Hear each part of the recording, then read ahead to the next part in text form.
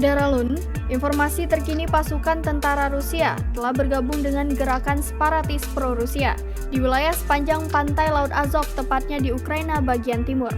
Akibatnya, Rusia tak berhenti melancarkan serangannya ke Ukraina.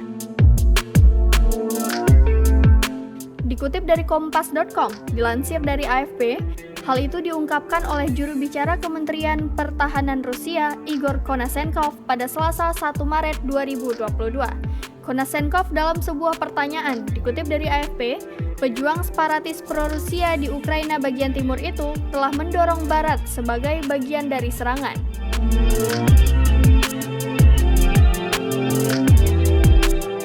Konashenkov berujar pasukan Rusia telah menjatuhkan serangan dengan senjata jarak jauh presisi tinggi dari laut. Namun, tidak disebutkan daerah sasaran itu.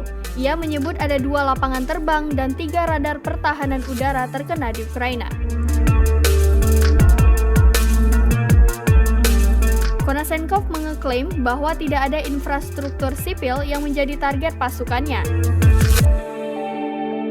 Diketahui, jaringan listrik telah terputus di kota utama Ukraina Tenggara, Mariupol di Laut Azov. Hal ini menyusul serangan dari pasukan Rusia yang terus masif.